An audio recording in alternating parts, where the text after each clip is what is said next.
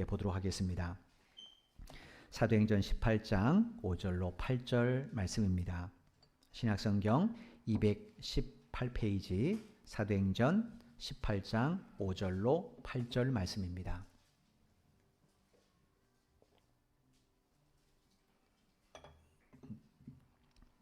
찾은 줄 알고 제가 봉독해 드리겠습니다. 5절입니다. 실라와 디모데가 마게도냐로부터 내려오매 바울이 하나님의 말씀에 붙잡혀 유대인들에게 예수는 그리스도라 밝히 증언하니 그들이 대적하여 비방하거늘 바울이 옷을 털면서 이르되 너희 피가 너희 머리로 돌아갈 것이요 나는 깨끗하니라. 이후에는 이방인에게로 가리라 하고 거기서 옮겨 하나님을 경외하는 디도 유스도라 하는 사람의 집에 들어가니 그 집은 회당 옆이라. 또 회당장 그리스도버가 온 지방과 더불어 주를 믿으며 수많은 고린도 사람도 듣고 믿어 세례를 받더라. 아멘. 우리가 계속해서 살펴본 것처럼 마게도냐를 떠나 아가야 지방에서 지역에 있는 아덴에서 복음을 바울이 전했을 때 바울이 전하는 이 설교를 듣고 나서 그리스도로 된 사람들이 많습니다. 많지는 않았습니다. 그런데 그 중에서 첫 번째로 예수님을 영접한 그리스도인은, 그래서 영접해서 그리스도인이 된 사람은 사실은 아덴 사람이 아니었죠. 어떤 사람이었냐면 우연히 아덴을 방문했다가 바울의 설교를 듣고 예수를 영접하게 된 고린도 사람 스데바나였습니다. 이 스데바나로부터 바울은 고린도의 탈핵상을 들었고 아마 그게 부탁을 받았을 거예요. 선생님, 제가 사는 이 도시에도 가서 복을 좀 전해주시지요. 왜냐하면 그 전까지 고린도는 복음이 전해지지 않았기 때문이었습니다. 그래서 바울이 이제 곧바로 아덴을 떠나서 이제 고린도로 가게 됩니다. 바울이 왜 이런 결정을 내렸는가? 그것은 주님께서 고린도 사람 스데바나의 만남을 통해 자신을 고린도로 인도하시고 계시다라는 것을 그가 직감했기 때문에 그랬습니다. 그래서 이제 곧바로 고린도를 향하게 돼요. 우리가 지난번에도 말씀드린 것처럼 바울이 방문할 당시에 이 고린도라는 도시는 2000년 전 헬라 문화권에 사는 모든 나라 중에서 도시 가운데서 가장 성적으로 문란한 도시였어요. 오죽하면 이 고린도라는 이 도시의 지명을 이 헬라 사람들이 이 타락한 성적으로 문란한 사람들을 가리킬 때 고유명사로 사용했겠습니까? 저 고린도 같은 사람, 그러면 그 사람의 행적을 보지 않아도 저 사람 성적으로 문란한 사람이다라고 알 수 있을 정도로 이 고린도라는 지명이 성적으로 타락한 사람의 대명사로 사용했을 정도로 굉장히 타락한 도시예요. 이런 고린도에 바울이 혼자서 생명의 복음을 전하기 위해서 갔습니다. 그런 여러분 영적으로 얼마나 힘들었겠습니까? 더욱이 바울이 안식일마다 유대인 회당에서 복음을 전했을 때 그 복음을 들은 회당에 있는 모든 사람들이 다 바울의 복음을 듣고 환호했던 것 아니에요. 그곳에 있던 몇몇 경건한 헬라인들은 바울이 전하는 복음을 듣고 예수님을 영접하기는 했지만, 그러나 그곳에서 하나님의 선민이라고 자처했던 유대인들은 오히려 바울에 대한 적대적 감정을 가지고 그를 대적하기 시작했죠. 그쯤에 바울이 있는 곳에 이제 누가 왔습니까? 베레에서 헤어졌던 실라와 디모데가 찾아왔어요.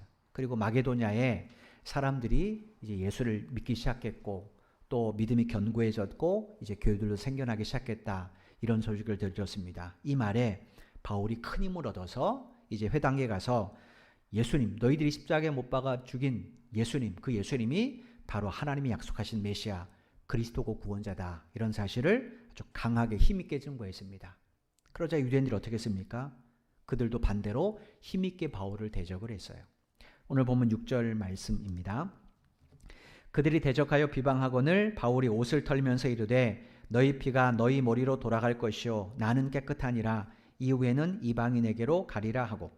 지난 시간에 말씀드린 것처럼 여기서 우리말로 대적하여라고 번역된 헬라어는 전투를 치르기 위해서 대오를 정렬하는, 그러니까 군사들이 전쟁할 때 대오를 정렬하는 그런 행위를 뜻하는 단어고, 그 다음에 비방하거늘이라고 우리말로 번역한 이 헬라어는 그냥 단순히 비난하고 욕설하는 것이 아니라 아주 조직적인 형태를 가지고 저항하는 그런 의미를 내포하는 단어라고 말씀을 드렸어요. 그러니까 이 고린도에 사는 유대인들, 이 회당에 있던 유대인들이 조직적으로 집요하게 바울을 괴롭히고 대적했던 거예요. 바울이 무슨 복음을 전하기로 하면 옆에서 야유도 하고 비난도 하고, 그 다음에 바울이 어디 갔나 조직적으로 바울이 가는 곳마다 바울에 대해서 유언비어도 막 살포하고 이렇게 대적을 했던 것 같아요. 그러자 오늘 6절에 보니까 바울이 무슨 행동을 했는가? 그 앞에서 옷을 털어버렸다라고 기록이 되어 있어요. 바울이 왜 갑자기 이런 행동을 했는가? 그것은 예수님의 말씀 때문입니다. 누가복음 9장 5절에 보면 예수님께서 제자들을 마을로 보내시면서 복음을 전하게 하시는 장면이 기록되어 있습니다. 그때 예수님께서 그 제자들이 방문했을 때 마을 사람들의 반응에 대해서 제자들이 어떻게 행동해야 되는지 행동 지침을 따로 말씀해 주셨어요. 누가복음 9장 5절 말씀입니다. 누구든지 너희를 영접하지 아니하거든 그 성에서 떠날 때에 너희 발에서 먼지를 떨어버려 그들에게 증거를 삼으라 하시니. 예수님께서 제자들에게 말씀하실 때 너희들이 가서 복음을 전할 때 그 복음을 영접하고 너희들을 받아들이면 그 사람 집에 머물고, 만약에 사람들이 야 너희들이 이 마을 떠나 우린 예수 안 믿어 하고 쫓아버리면 그때는 그 성을 떠날 때 너희들 발에서 먼지를 털어버리라 이렇게 말씀을 하셨어요. 예수님이 이렇게 말씀하신 이유가 뭐냐면 더 이상 제자들이 그 성 사람들에게 미련을 두지 않기 위해서 오히려 떠나서 너희 복음을 필요한 곳에 가서 복음을 전하게 하시는 겁니다. 이걸 공개적으로 선포하게 하시는 거예요. 바울이 지금 왜 옷을 털어버렸는가? 이거와 동일한 문장입니다. 지금 유대인 회당에 있는 유대인들이 바울을 조직적으로 또 집요하게 괴롭히고 배척을 해요. 그래서 바울이 유대인들 앞에서 옷의 먼지를 털어버리는 겁니다. 쉽게 우리로 말하면 더 이상 여기에 너희들에게 미련 두지 않겠다라는 거예요. 그리고 이어서 6절에 보니까 바울이 그 유대인들에게 뭐라고 선포했습니까? 너희 피가 너희 머리로 돌아갈 것이요 나는 깨끗하다 이렇게 선포를 했어요. 여러분 이 말이 무슨 의미인가? 이 생명의 복을 바울이 전했어요. 그런데 그들은 이 복음을 받아들이지 않기로 그들이 선택하고 결정했어요. 그 선택에 대한 책임은 바울에게 있지 않고 그들에게 있다는 거예요. 그럼 지난 시간에도 말씀드린 것처럼 한 사람의 인생 여정은 그 사람의 삶에 의해서 채워집니다. 물론 우리는 영향을 받아요. 그러나 그 사람의 삶에 의해서 책임지기 때문에 그 사람의 인생에 대한 그 사람이 살아오면서 선택한 모든 것에 대한 책임은 누구에게 있는가? 그 사람에게 있습니다. 우리가 하나님 앞에 서게 됐을 때 하나님 내가 저 사람 때문에 교회 못 갔어요. 저 사람 때문에 예수를 못 믿었어요.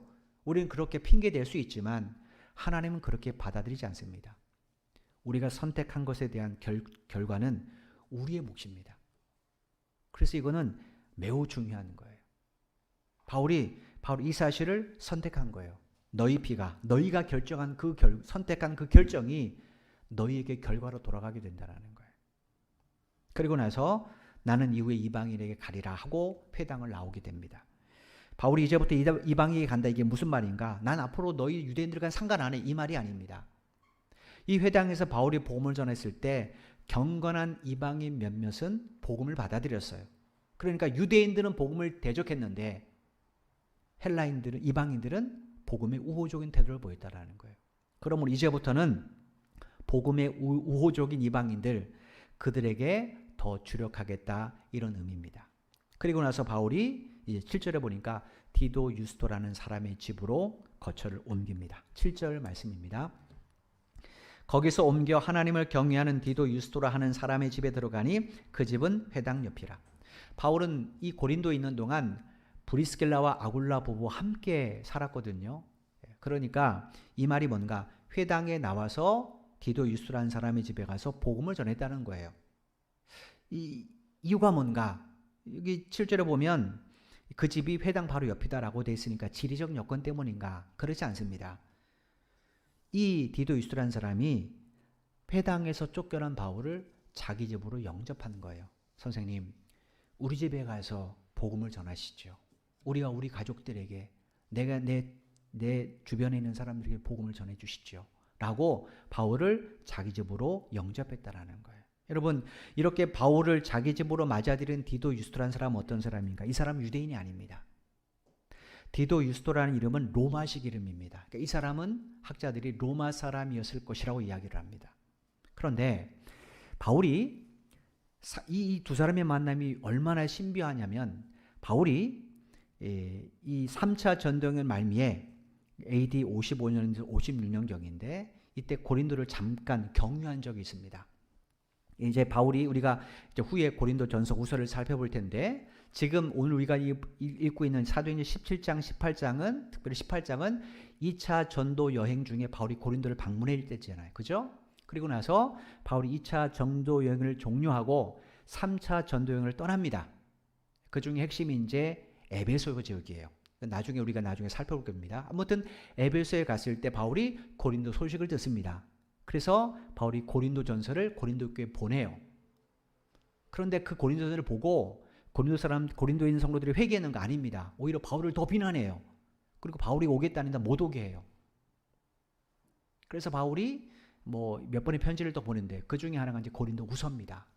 근데 고린도 후서에 보면 바울이 고린도 전서와 후서 사이에 또 우리가 모르는 편지를 하나 보냅니다. 발견되지 않은 편지. 근데 그 편지를 읽고 고린도 사람들이 회개를 해요. 그리고 나서 그들이 뭐라고 말하는가? 바울 선생님, 우리 당신 보고 싶습니다. 좀 와주시면 안 됩니다. 안 됩니까? 우리가 너무 잘못했으니까 우리에게 와서 좀 복음을 다시 전해 주시죠. 이런 이야기를 해요. 그래서 바울이 고린도 후서에 보면 내가 하나님이 성령 허락하시면 고린도를 방문하겠다고 말해요. 그리고 실제로 에베소 사역을 마치고 나서 바울이 예루살렘에 가는 도중에 고린도를 경유해요. 그 고린도에서 머물렀을 때 바울이 편지 하나를 씁니다. 다른 지역으로. 그게 뭐냐면 바로 로마서라는 책이에요. 그때까지 바울은 로마에 있는 성도들을 만난 적이 한 번도 없습니다. 로마에 가본 적도 없고 로마에 그리스도인들이 있었지만 그들을 만난 적이 없어요. 근데 바울이 어떻게 로마서를 쓸 수 있었는가? 그건 바로 이 디도 유스도와 같이 로마는 가보지 않았지만 그들을 통하여 로마의 상황을 듣게 되었고 거기가 교회에 있다는 소식을 들었기 때문에 그렇습니다. 따라서 바울과 디도 유스도의 마음은 그냥 우연 같습니다. 바울이 우연히 회당에 가는데 마침 거기에 이방인이었던 디도 유스도가 회당에서 예배를 드려서 우연히 복음을 들었다. 이렇게 볼 수 있지만 사실은 이것은 하나님의 신비한 섭리 결과예요. 마치 바울이 고린도에서 아굴라 부부를 만난 것처럼 우리가 고린도에서 바울이 아굴라 부부를 만나게 된 이 역사적 배경을 쭉 봤잖아요. 이것도 마찬가지입니다. 만약에 바울이 디도 유스도라는 사람을 만나지 않았다면 과연 로마서를 쓸 수 있었는가? 로마서는요, 복음의 정수입니다. 우리가 신약성경 읽을 때 마태복음부터 요한복음까지는 복음이신 예수님에 대한 이야기입니다. 근데 그 예수를 믿는 것이 어떻게 우리에게 구원이 되는지를 논리적으로 정확하게 하나하나 이야기하는 것. 왜 우리에게 예수가 필요하고 예수를 믿는 것과 안 믿는 것 차이가 어떻게 나고 이런 모든 복음의 결과, 복음의 내용들을 자세히 풀어 설명한 것이 로마서예요. 그래서 이 16세기에 1600년대 종교개혁, 16세기죠. 1500년부터 종교개혁이 일어났으니까 그때 대부분의 종교개혁자들이 로마서를 읽다가 회심을 한 겁니다. 마르틴 루터 로마서 강의하다가 회심을 했어요. 칼빈 마찬가지입니다. 대부분의 그 당시 종교개혁에 앞장섰던 사람들은 로마서 앞에 무릎을 꿇고 로마 천주교가 말하는, 로마 카톨릭이 말하는 그들의 잘못된 교리를 깨닫고 종교개혁을, 성경으로 돌아가지고 종교개혁을 일으키는 거예요. 그러니까 로마서는 복음의 정수입니다. 만약에 바울이 디도 유스도라는 사람을 고린도에서 만나지 않았다면 어쩌면 바울은 로마서라는 편지를 쓰지 않았을 가능성도 있습니다. 그러니까 여러분, 이 디도 유스도라는 로마 사람을 만나는 이것이 얼마나 하나님의 신비한 섭리인지 보십시오. 이 만남을 위해서 하나님 뭘 하셨습니까? 마게도냐에서 복음을 전했던 빌립보, 데살로니가, 베리아 여기서 복음을 전했던 바울을 유대인들을 통하여 아가야 지방으로 쫓아내셨어요. 바울이 유대인들의 핍박 때문에 어쩔 수 없이 도시들 빌립보에서 복음 전하다가 데살로니가 갔다가 아데네 갔는데 베레아 갔는데 계속 유대인들이 바울을 몰아냈잖아요. 그러고 나서 그가 어떻게 했습니까? 이 마게도냐에서 안 되니까 아가야 지방인 아데네 와서 복음을 전했습니다. 근데 그 무렵에 누가 여기에 왔습니까? 고린도 사람인 스데바나가 우연히 아데네 왔다가 바울을 통해 복음을 들었어요. 그리고 그가 바울에게 뭐라고 말했어요? 선생님, 내가 사는 이 고린도는 성적으로 굉장히 타락한 도시입니다. 와서 복음 전해 주시죠. 라고 해서 바울이 지금 고린도 온 거잖아요. 그리고 이 고린도에서 만약에 이 디도 유스도를 만나지 않았다면 바울은 로마의 소식을 듣지 못했겠죠. 여러분, 이게 간단한 만남, 우연한 만남 같지만 이 모든 것에는 하나님의 신비한 섭리가 있습니다. 아마 바울은 고린도 3차 전도여행 말미에 고린도를 방문했을 때 아마 디도 유스를 통해서 이야기를 들었을 거예요. 그래서 3차 전도여행을 마치고 고린도를 방문하고 나서 예루살렘으로 떠날 때 사도행전 19장 21절에 보면 바울이 드디어 로마에 대한 선교 계획을 확립을 합니다. 사도행전 19장 21절입니다. 제가 표준 새 번역서 읽어드릴게요. 이런 일이 있은 뒤에 바울은 마게도니아와 아가야를 거쳐 예루살렘으로 가기로 마음에 작정하고 나는 거기에 갔다가 로마에도 꼭 가 보아야 하겠습니다 하고 말하였다. 바울이 고린도를 방문하지 않았다면 바울은 로마로 갈 계획을 하지 않았을 겁니다. 그런데 바울이 에베소를 지나고 고린도를 잠깐 길렀을 때 거기서 아마 이 디도 유스도와 또 다른 로마인들을 만났겠죠. 그래서 그들을 통하여 깨달은 게 뭔가? 하나님이 나를 로마에도 보내려는가 보다. 그리고는 로마에 대한 전도 비전을 품고 실제로 그는 죄수의 신분으로 로마에서 복음을 전하잖아요. 여러분, 이전까지 바울은 로마에 대해서 별로 관심이 없었습니다. 그러니까 이 만남이 얼마나 신비한 섭리인지 한번 생각해 보십시오. 따라서 우리가 주 안에서 누구를 만날 때, 믿음의 형제들을 만날 때 이거는 정말 우리가 우기는 것 같지만 하나님의 신비한 계획 속에 이루어진 일이란 걸 우리는 꼭 기억해야 됩니다. 7절 말씀을 다시 한번 보겠습니다. 거기서 옮겨 하나님을 경외하는 디도 유스도라 하는 사람의 집에 들어가니 그 집은 회당 옆이라. 여기 보시면 누가가 디도 유스도를 어떤 사람으로 소개했냐면 하나님을 경외하는 사람이라고 소개했어요. 이 사람은 분명히 로마 사람입니다. 이방인이에요.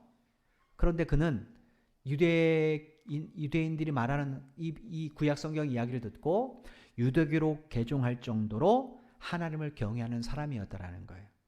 그런 그가 어느 날 회당을 찾아왔던 바울을 통해 복음을 듣고 이제 예수님을 자신의 구세주로 영접한 겁니다.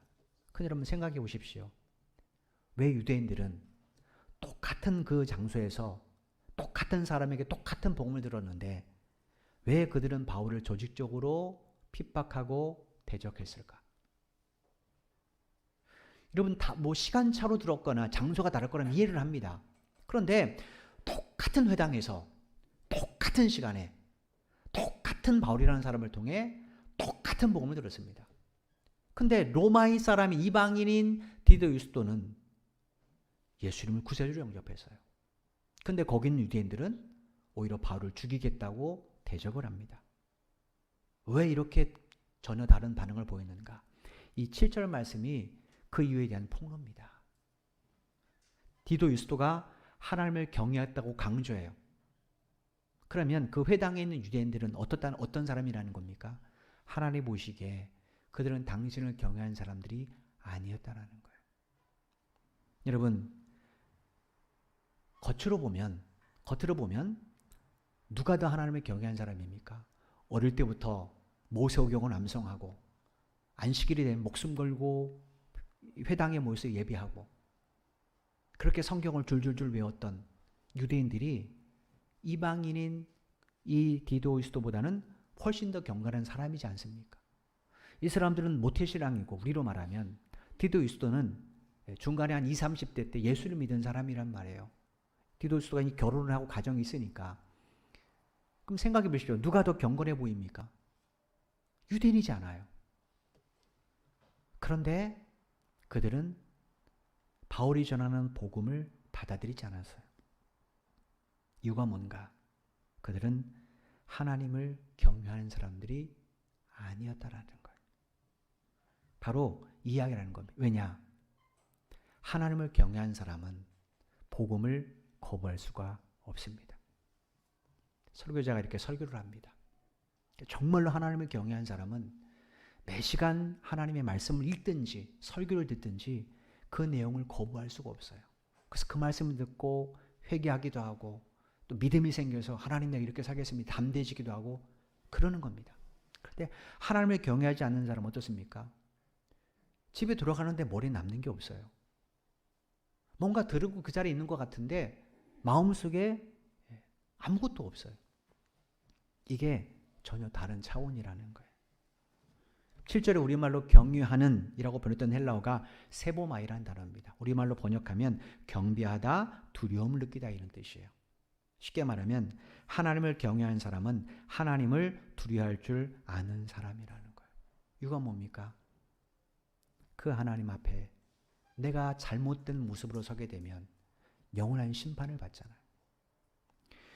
모세의 출생과 관련해서 출애굽기 1장에 보면 십부라하 부하라는 히브리 산파들이 등장합니다. 성경이 출애굽기 1장에 이 두 여인을 가리켜서 굉장히 지혜로운 여인이라고 말을 해요. 이유가 뭔가? 여러분 아시는 것처럼 모세가 출생할 당시에 애굽은 그 당시 근동지방의 초인류 강대국이에요. 애굽을 견줄 만한 나라가 주변에 없었습니다. 그런데 애굽 왕 바로가 가장 두려운 것이 하나 있었어요. 그게 뭐냐면 주변 나라가 아니에요. 왜냐하면 주변 나라는 애굽의 상대 국가가 아니기 때문에 그렇습니다. 뭘 두려웠는가? 애굽인의 인구보다 더 많거나 혹은 그와 비슷한 이스라엘 사람들이 인구였어요. 왜냐? 만약에 적군이 쳐들어왔는데 이스라엘 사람들이 그들과 손을 잡고 야 우리 여기서 노예생활 그만하자. 우리도 독립하자. 사람답게 살자 하고 만약에 적군과 손을 잡으면 어떻게 되겠습니까? 그러면 인해의 전술 때문에 애굽은 무너질 겁니다. 그래서 그 당시 애굽 왕이 제일 두려운 게 뭔가? 이스라엘의 인구예요. 인구. 따라서 자기의 두려움을 없애려면 어떻게 됩니까? 인구를 제한시키면 되잖아요. 그래서 애굽 왕 바로가 아주 무시무시한 산하 억제 정책을 이스라엘 백성들에 대해서만 펼칩니다. 이것을 기획하고 애굽 왕 바로가 히브리 산파를 불러요. 그리고 이렇게 명령을 내립니다. 출애굽기 1장 15절 16절입니다. 애굽 왕이 히브리 산파 십부라라 하는 사람과 부하라 하는 사람에게 말하 이르되 너희는 히브리 여인을 위하여 해산을 도울 때에 그 자리를 살펴서 아들이거든 그를 죽이고 딸이거든 살려두라. 히브리 여인은 이스라엘 사람들을 낮춰 부르는 말이에요. 히브리 그런 것은 강 건너서 온 사람들, 강 건너편 사람들 이런 뜻이에요. 이 산파일을 하는 이 십부라 부하를 왕궁으로 애굽 왕 바로가 불렀어요. 그리고 뭐라고 말합니까?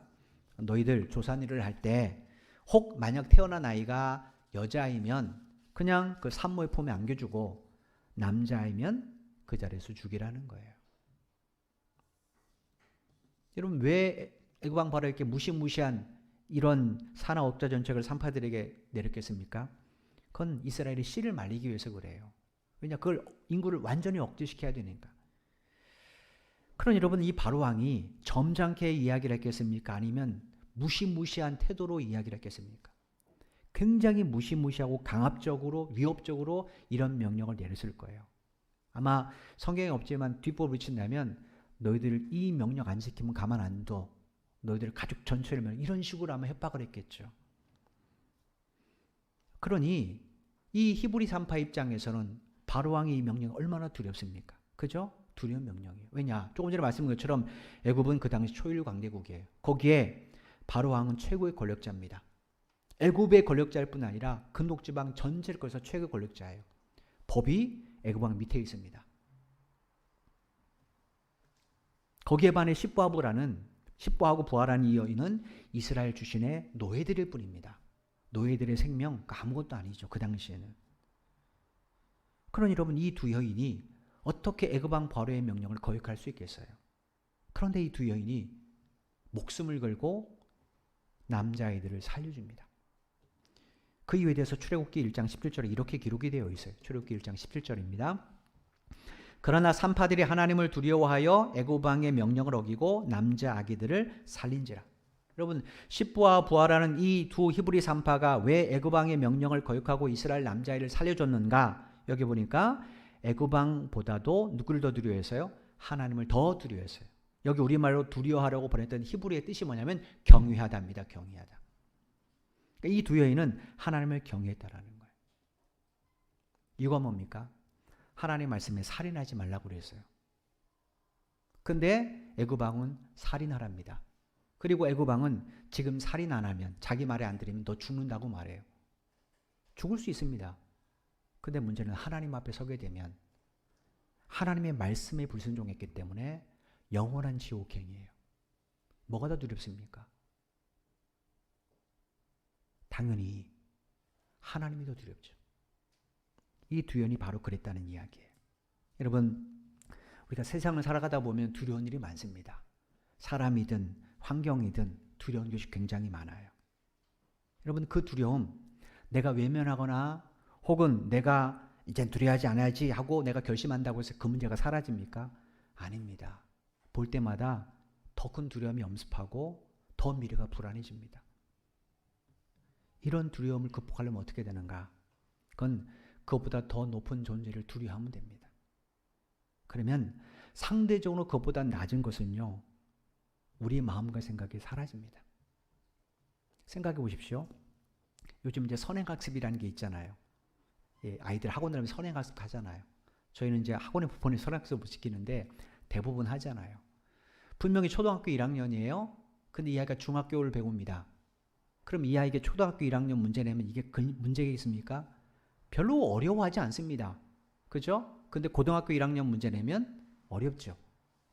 근데 선행학습을 하지 않은 아이가 초등학교 1학년 문제 만나면 두렵죠.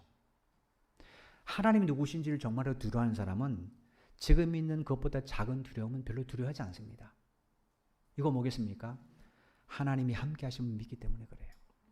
시편 3편 6절에 보면 다윗이 자기의 셋째 아들 압살롬의 반역 때문에 왕궁을 도망치는 그때 쓴 시가 있습니다.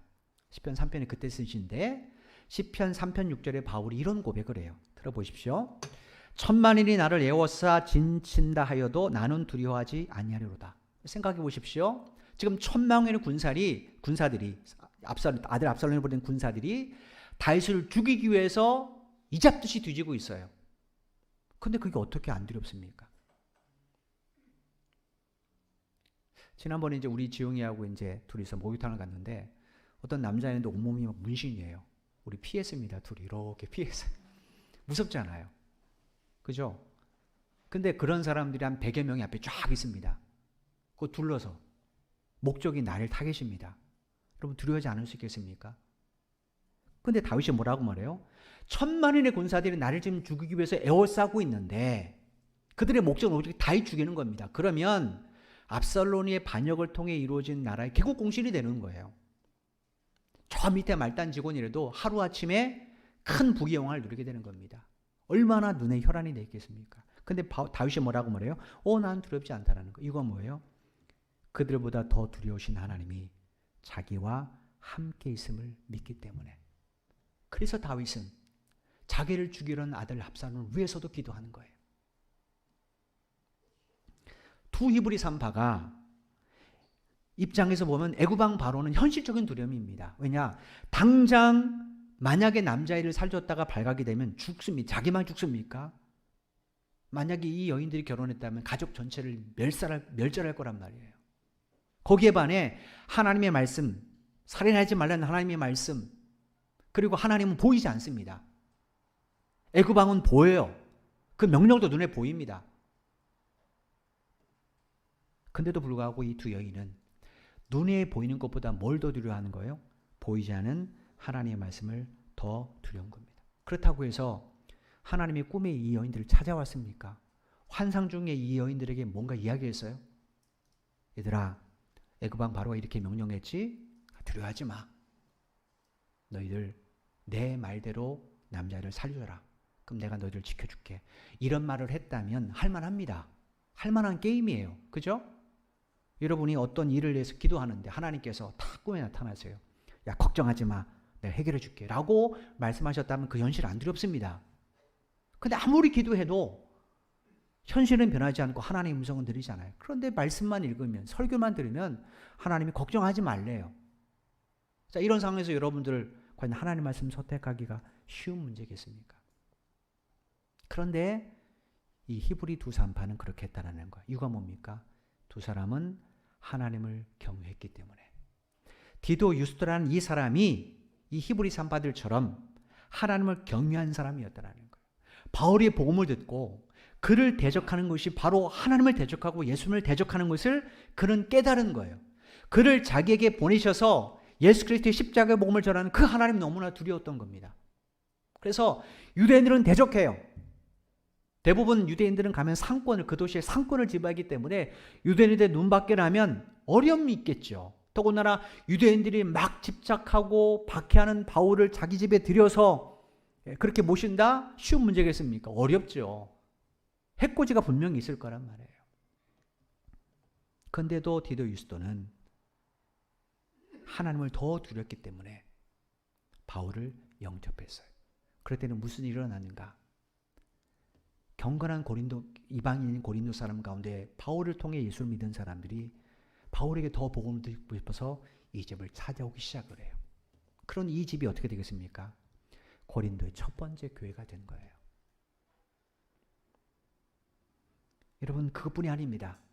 이런 디도 유스도를 보면서 그 옆에 있는 회당장 그리스도라는 사람도 자기 집을 주님을 위한 교회로 사용합니다. 8절 말씀입니다. 또 회당장 그리스도가 온 지방과 더불어 주를 믿으며 수많은 고린도 사람도 듣고 믿어 세례를 받더라. 유대법에 의하면 유대인 성인 남자 10명만 있으면 회당 하나가 세워집니다. 10명 없으면 회당을 못 세워요. 그러니까 유대인 남자가 많으면 많을수록 회당이 어떻겠습니까? 개수가 여러 개겠죠. 고린도라는 지역은 유대인들이 굉장히 많이 살았어요.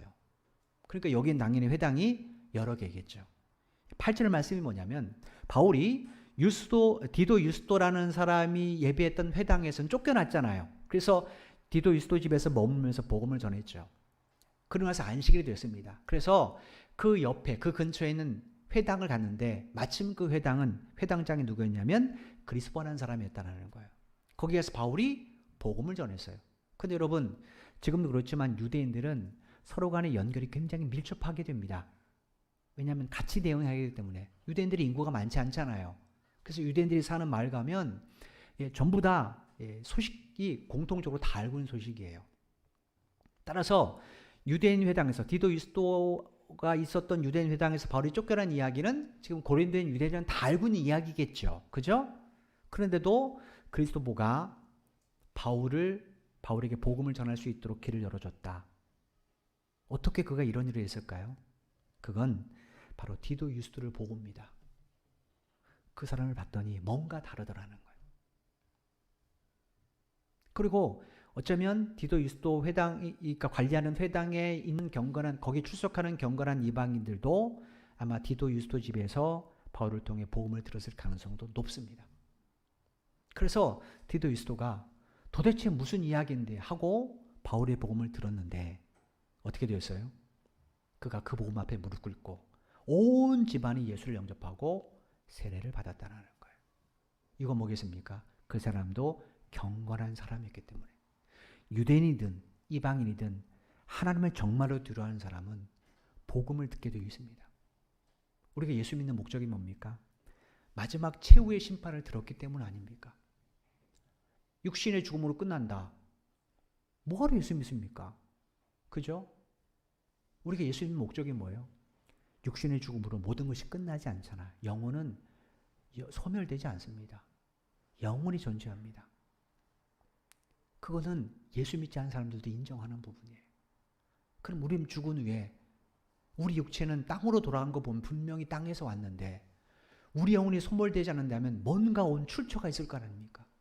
그 출처를 창세기 1장에 어디라고 우리에게 이야기해 줬어요? 하나님이에요. 하나님이 사람을 진으로 창조하시고 그 코에 호흡을 불어넣으셨더니 그 사람이 드디어 움직이는 생명이 되었다. 생명이 되었다라고 되어 있잖아요. 우리 육신은 죽을 수 있습니다. 우리 영혼은 소멸하지 않습니다. 그러면 그 영혼은 어디로 가는가? 이 문제에 대한 답이 성경 안에 있잖아요. 우리가 정말로 그 마지막 하나님의 심판을 두려워하기 때문에 우리가 예수를 믿는 거잖아요. 여러분, 예수 믿으면 돈 벌 수 있습니까? 부자 되나요?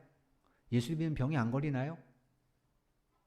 예수 믿으면 아무 문제 생기지 않나요?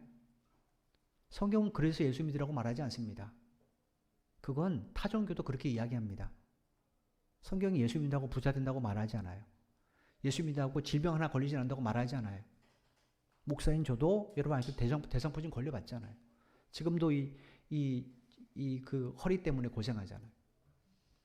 우리가 예수 믿는 목적이 뭡니까? 그건 영원한 천국에 가기 위해서입니다.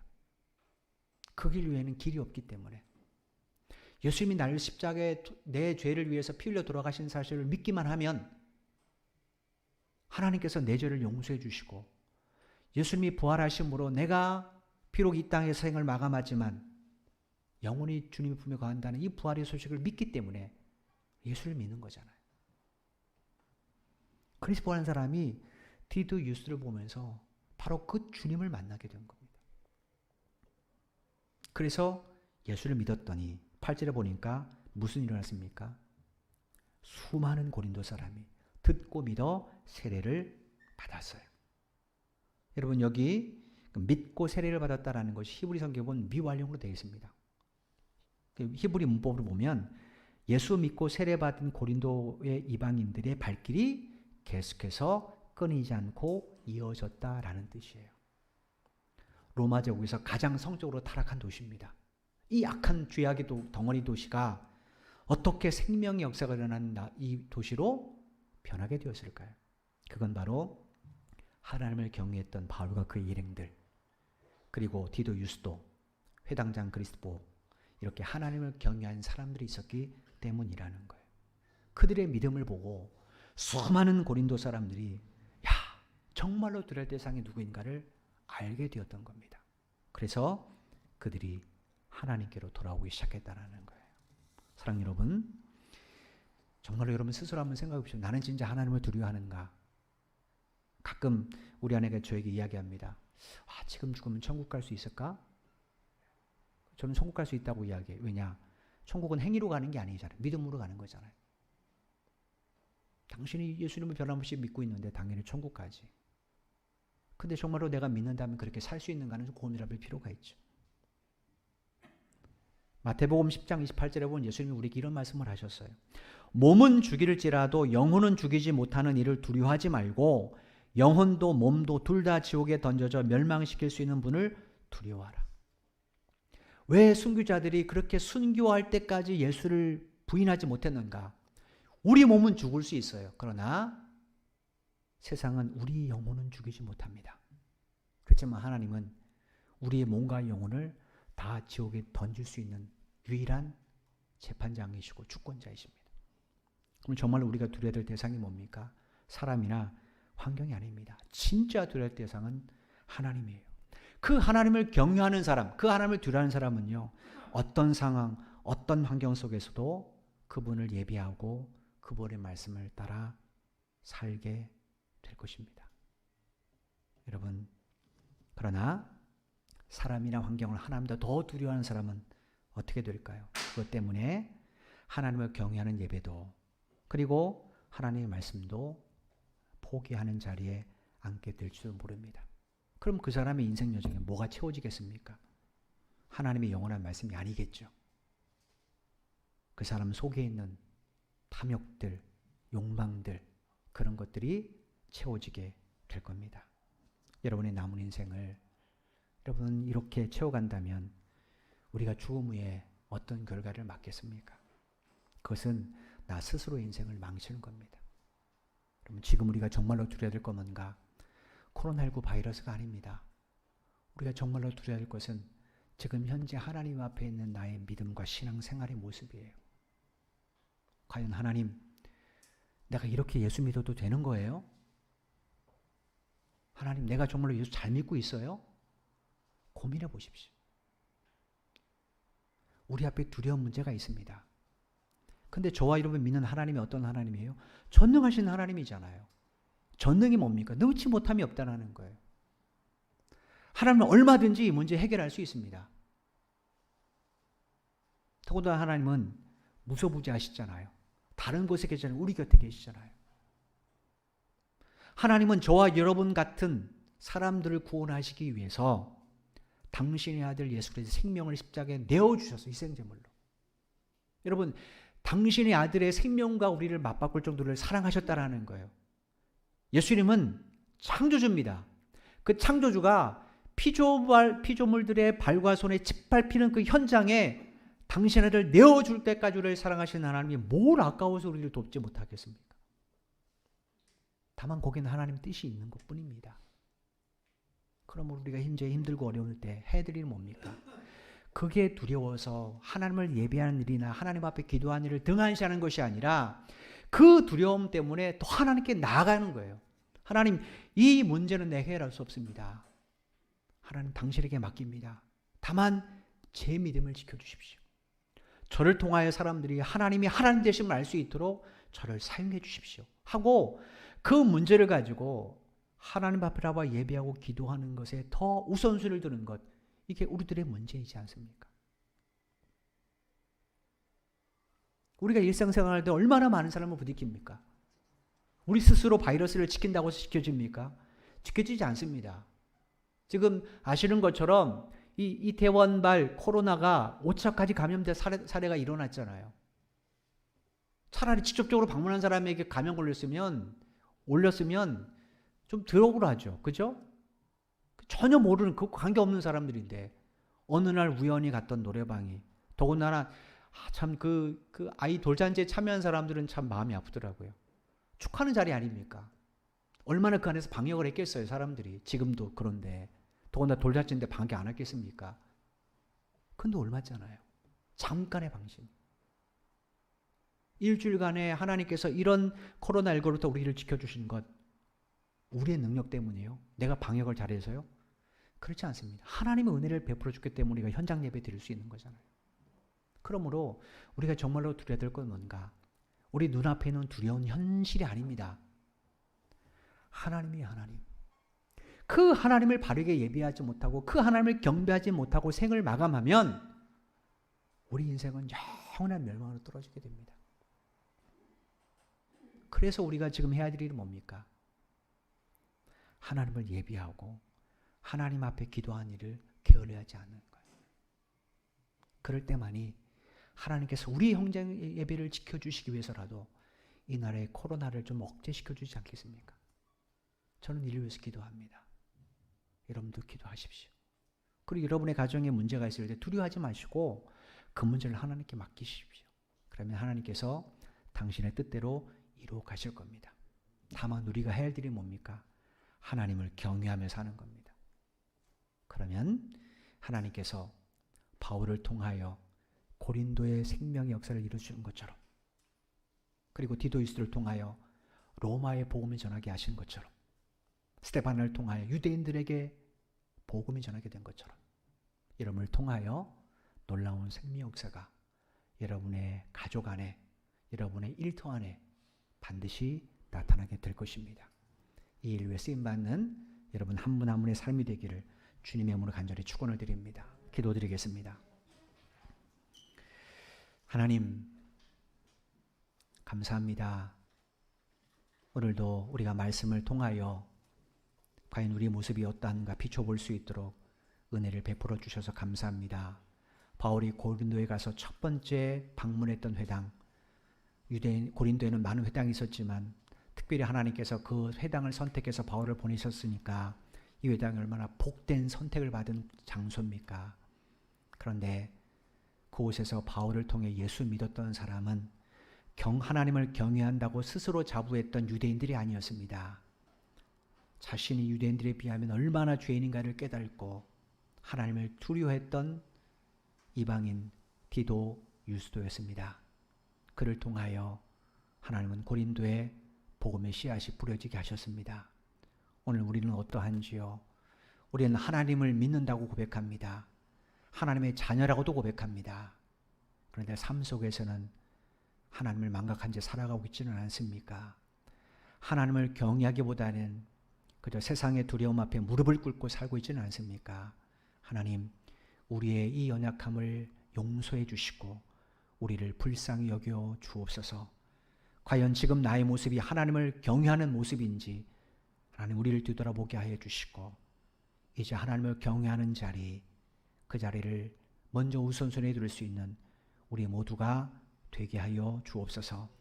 코로나19로 정말로 많은 사람이 두려워합니다. 우리도 두려울 때가 많습니다. 그러나 우리가 매일매일 건강하게 살아간 것 보면 하나님 우리와 함께 하심을 또다시 한번 깨닫게 됩니다. 그 하나님 앞에 이 문제를 맡기고 다만 하나님을 경배하는 자리, 하나님 앞에 기도하는 자리, 그 일에 힘쓸 수 있는 우리 모두가 되게 하여 주옵소서. 그럴 때 하나님, 우리 성도들을 통하여 저들의 가정과 저들의 직장과 사업장에도 하나님의 은총이 또 생명의 역사가 차고 넘치게 될 줄로 믿습니다. 우리 한 사람 한 사람이 디도, 유스도가 되게 하시고 그리고 하나님 회당장 스데바나가 될 수 있도록 은혜 베풀어 주옵소서. 한 주간도 주님의 손에 의탁을 드립니다. 성령님, 우리 성도들의 발걸음 가운데 인도해 주셔서 저들의 가정 안에, 저들의 일터 안에 코로나19 확산의 역사가 일어나지 않게 도와주시고 한 주간도 주님께서 우리를 지켜주셨다라고 사람들에게 증거할 수 있는 복된 현장이 될 수 있도록 도와주옵소서. 특별히 성도들의 일터를 붙잡아 주시고 그 일터가 하나님의 공급의 통로, 복의 통로가 될 수 있도록 은혜를 베풀어 주옵소서. 감사드리며 예수님의 이름으로 간절히 기도드리옵나이다. 아멘.